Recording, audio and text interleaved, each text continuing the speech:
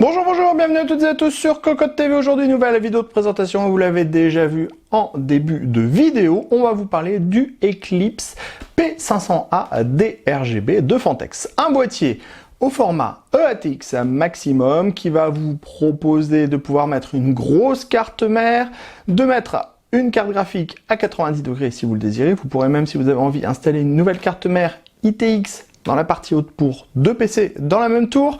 On a du verre trempé, beaucoup de mèches à l'avant, P500A égale Airflow, et des RGB parce qu'on va avoir du RGB, notamment 3 ventilateurs de 140 mm à l'avant, un petit liseré au-dessus du cache alimentation, et tout ça pour un tarif de 129 €. On vous propose de le découvrir, c'est tout de suite, c'est maintenant, c'est sur Cocotte TV. D'un point de vue du style, on est sur un Eclipse P500 en version A, donc on connaît, avec une face avant qui est intégralement en mèche acier, mais on est sur une version DRGB. On va donc avoir 3 ventilateurs de 140 mm à l'avant en RGB, adressable, et on va avoir également un liseré RGB dans cette partie. Vous pourrez tout contrôler avec votre carte mère, vous pourrez tout contrôler via le bouton qui est présent de base sur le boîtier. Au niveau du style, donc, on connaît, on aime ou on n'aime pas. Nous, on aime bien. Dans cette version noire et blanche, on aime encore plus. Il est juste superbe. Et on a un panneau en verre trempé qui est légèrement teinté, qui va légèrement obscurcir l'intérieur de votre boîtier. C'est bien fait. Comme toujours, le panneau s'ouvre très facilement. Il est monté sur charnière. On a des bandes en caoutchouc sur les côtés qui vont permettre à ce dernier de ne pas du tout vibrer. La face avant, on l'a déjà dit, elle est intégralement en mèche acier. On va avoir ici une petite diode RGB, les 3 ventilateurs RGB en dessous. C'est très simple à démonter, on tire. Comme ceci, on a le mèche qui va limiter l'entrée de la poussière, mais ce n'est pas filtré. Et ensuite, derrière, on a donc les 3 ventilateurs de 140 mm. On pourra changer les 3 ventilateurs de 140 mm par 3 ventilateurs de 120 mm. On pourra mettre du radiateur de water cooling en 360 mm ou en 420 mm avec du push-pull. Sur le côté gauche, on l'a dit, on a un panneau en verre trempé monté sur charnière avec des pourtours qui sont peints en noir. Sur le côté droit, maintenant, on retrouve un panneau en acier avec un blanc verni, comme on retrouve sur la partie supérieure ou comme à l'avant, et maintenu par 2 vis à main à l'arrière. On passe maintenant à l'arrière du Eclipse P500A DRGB avec ici une plaque amovible qui permettra de faire ressortir les ports d'une carte mère ITX si on a envie. Ensuite, on a une grille en 120-140 mm, réglage de la hauteur sur plus de 5 cm en 120 mm et 3 cm pour le 140 mm. L'emplacement de la plaque qui est au shield de la carte mère. 7 slots d'extension avec des caches ajourées, montage par vis à main. 3 slots d'extension à 90 degrés, slot ajouré, montage par vis à main. Enfin, dans la partie basse, l'emplacement de l'alimentation avec une platine amovible. Attention, on n'a pas de patin pour limiter les vibrations. Par contre, on a un filtre amovible par en dessous. On continue sur le dessus de ce Eclipse P500A DRGB avec ici le bouton Power, ici les 2 boutons qui vont permettre la gestion du RGB, un USB Type C avec connecteur prioritaire pour la carte mère, 2 USB 3.0 avec connecteur prioritaire pour la carte mère, enfin on a une entrée sortie audio. Ici, un filtre aimanté, plastique, noir qui vient trancher avec le blanc. Et on va retrouver en dessous une grille qui est compatible 3 x 120 mm ou 2 x 140 mm. Et vous voyez ici, on a des points d'ancrage. Ce sont les points d'ancrage qui vont permettre d'installer la platine à destination d'une carte mère ITX si on a envie. Pour le water cooling, on l'a peut-être dit ou pas dit, je ne me souviens plus, 280 mm maximum avec des ventilateurs de 140 et 360 mm avec des ventilateurs en 120 mm. On en termine de ce tour extérieur du Eclipse P500A DRGB avec la partie inférieure. On va retrouver 4 pieds en plastique avec des gros patins en caoutchouc, le filtre amovible à destination de l'alimentation. Et ici, vous avez les différents points d'ancrage disponibles pour les petites caches HDD qui sont disponibles dans le bundle. On découvre maintenant l'intérieur du P500A DRGB. On vous parle tout de suite de la chose qui fâche un peu. Ici, on a un beau blanc glacier brillant. Et à l'intérieur, on a un blanc mat qui tire légèrement au beige. Alors, quand toute la machine est montée, et qu'on a le panneau en verre trempé, ça ne se voit pas, on vous le garantit. Mais par contre, quand on est juste monté comme ça, avec rien à l'intérieur du boîtier, ça se voit clairement et on trouve ça un peu dommage. C'est tout simplement dommage que Fantex n'ait pas utilisé la même peinture pour la partie extérieure et pour la partie intérieure. Pour le châssis en lui-même, on est sur un châssis qui est compatible EATX maximum avec ici un large axe et backplate.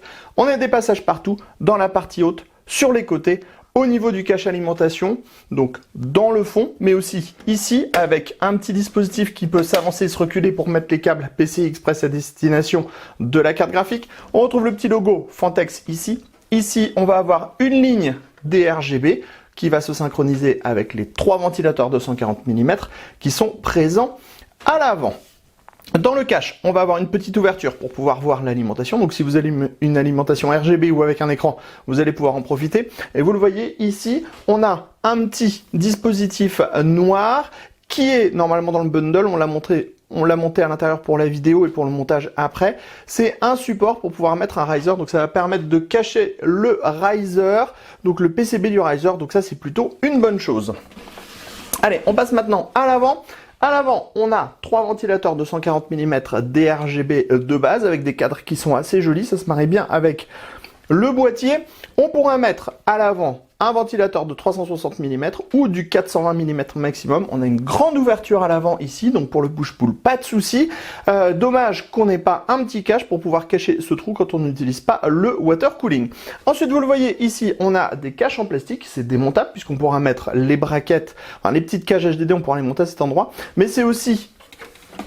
Ça se déplace aussi, comme ceci, vous voyez, on peut les avancer, les reculer, vous le verrez un petit peu mieux quand on sera derrière, on peut les avancer, les reculer pour dissimuler les différents câbles qui passent par les trous. À l'arrière, on va retrouver un emplacement en 140 mm pour pouvoir 140 mm, pardon. Ensuite, on va retrouver 1, 2, 3, 4, 5, 6, 7 slots d'extension classiques. On va avoir 3 slots d'extension à 90 degrés. Sachez qu'on pourra avancer ou reculer la position du riser, du cache du riser avec 2 positions au total. On vous montre maintenant la partie haute de ce P500A DRGB. On a une grande grille qui est filtrée par au-dessus avec un mesh plastique. La grille, elle est compatible 2 fois 140 mm ou 3 fois 120 mm. Pour les radiateurs de water cooling, on est sur du 280 mm ou du 360 mm maximum. On passe à l'arrière de ce P500A DRGB, donc avec ces 3 ventilateurs de 140 mm RGB à l'avant.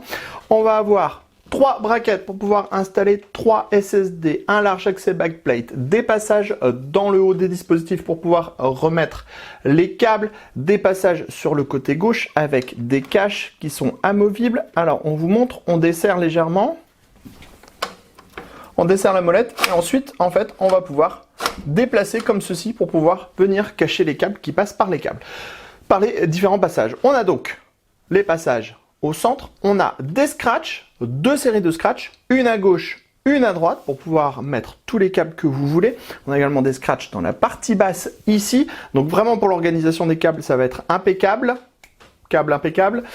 Ensuite dans la partie basse ici on retrouve l'emplacement à destination de l'alimentation. Vous pourrez dans la partie basse également, si vous le voulez, intégrer vos petites cages HDD comme ceci. Vous voyez, hop, vous voulez glisser sur les emplacements, vous la poussez. Vous pourrez les mettre à différents emplacements sans trop de problèmes. Donc ça c'est plutôt bien puisque ça permet d'utiliser les cages HDD. On vous rappelle que les petites cages HDD, vous pouvez aussi, si vous le désirez, les mettre l'une sur l'autre comme ceci. Regardez, hop, on clipse et on a une double cage HDD. On pourra aussi les installer de l'autre côté si on a envie. Plein de possibilités dans ce P500A DRGB. Donc, dans la partie basse, l'emplacement pour les cages HDD, l'emplacement pour l'alimentation, 3 braquettes pour des SSD, un large accès backplate, des passages absolument partout, des dispositifs pour mettre des colliers, des scratchs. Voilà l'arrière du P500A DRGB. On découvre maintenant le P500A avec la configuration montée à l'intérieur. Comme vous pouvez le voir, on a énormément de place pour les composants. Pourtant, on a utilisé un maxi ventirad CPU, une carte graphique qui est plutôt d'une bonne taille et une carte mère qui est un petit peu plus large que de la TX. Donc, on est plutôt aux petits oignons pour pouvoir monter une configuration. On voit que le montage était aussi extrêmement propre. D'abord parce qu'on a tous les caches sur le côté qui peuvent avancer et reculer, donc ça permettra de dissimuler tous les trous, tous les passages aux endroits où il y a les câbles qui passent. Ensuite, on a des passages justement absolument partout dans le boîtier. On regrettera l'absence d'un cache par contre au-dessus du cache alimentation, puisqu'on voit quand même le trou pour le passage pour le water cooling à l'avant, et on trouve ça un petit peu dommage puisqu'on a des caches absolument partout sauf à cet endroit. Justement, en parlant gros water cooling, vous pourrez abuser dans ce boîtier avec du push-pull à l'avant, du push-pull dans la partie haute sans aucun problème, et vous pourrez même, si vous avez envie, opter pour une deuxième configuration avec de l'ITX, puisque en fait, il y a la possibilité de pouvoir monter une carte mère comme ceci dans la partie haute, avec un bracket spécifique. Donc on pourra avoir une petite config ITX dans la partie haute et une monster config dans la partie basse. On le remarque, on a également ici le dispositif qui va permettre de cacher le riser de la carte graphique. Donc ça c'est plutôt bien puisque ça évite d'avoir juste un PCB pas beau qui traîne. Là on a un petit enjoliveur en plastique qui vient harmoniser le tout avec tout le reste du boîtier. À l'arrière du boîtier, comme on a beaucoup de ventilateurs RGB, on en a mis 6 au total, et on a aussi un bandeau LED. On a des tonnes et des tonnes de rallonges et de câbles pour pouvoir gérer le RGB, mais vous avez vu, on a regroupé ça dans la partie haute et sur le côté au niveau des différents scratchs qui sont disponibles d'origine, et ça permet d'avoir un montage qui est propre malgré, on le répète, la présence de pas moins de 6 ventilateurs RGB plus un bandeau LED. Ça veut dire qu'on va avoir 6 câbles additionnels rien que pour le RGB, on a 7 câbles additionnels rien que pour le RGB, on a également 6 câbles pour les ventilateurs, bref, on a un paquet de fils, mais on a réussi à tout dispatcher sur les côtés, ce qui fait que c'est assez peu visible. L'accès backplate est large, on l'a déjà dit, vous pourrez monter des SSD à l'arrière, vous pourrez regrapper les cages HDD présentes dans le bundle dans la partie basse ou alors de l'autre côté en retirant les caches. Et comme on vous le disait, vous avez ici les petits dispositifs qui permettent d'avancer et reculer les caches en plastique qui vont permettre de dissimuler les différents trous qui sont présents au niveau du châssis. On découvre maintenant ce Fantex Eclipse P500A, le A étant pour Airflow, on le dit à peu près depuis le début de la vidéo. On a donc la face avant qui est intégralement en mesh. On termine donc avec ce Eclipse P500A et on vous parle du RGB. Alors sachez que nous, pour la vidéo, vous l'avez vu en début de vidéo, on a un petit peu amélioré le RGB avec un grand bandeau LED qui fait le tour de la carte mère et avec 3 ventilateurs additionnels en 140 mm qui sont placés à l'arrière et dans la partie haute. Ce qui veut dire que de base, vous allez retrouver cette partie en RGB quand vous allez acheter le boîtier. C'est 3 ventilateurs ici à l'avant en 140 mm et vous allez également avoir le liseré sur le cache alimentation, ce qui veut dire que vous allez déjà avoir pas mal de RGB. Alors pour la gestion du RGB, on a 2 boutons, un qui permet tout simplement de changer la couleur. Donc on va vous faire défiler toutes les couleurs. On a du vert, du turquoise, du bleu plus soutenu, du blanc, du fuchsia, du rouge, du orange, du jaune, du vert. Et ensuite vous allez avoir les différents modes disponibles. Donc si vous appuyez, vous avez vu ici, toutes les diodes se mettent à clignoter les unes après les autres.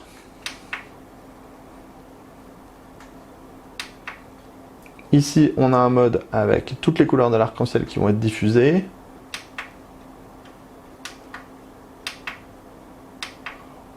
Bon, vous voyez, on a 10 000 possibilités. C'est pas toujours simple à utiliser. Parce qu'après, on peut aussi régler les intensités, toujours avec les mêmes boutons, ou alors, vous voyez, complètement éteindre. Mais vous pourrez aussi passer par le logiciel de votre carte mère si vous le désirez pour pouvoir gérer le RGB. Donc, beaucoup de RGB pour ce boîtier, une façade avant qui respire beaucoup.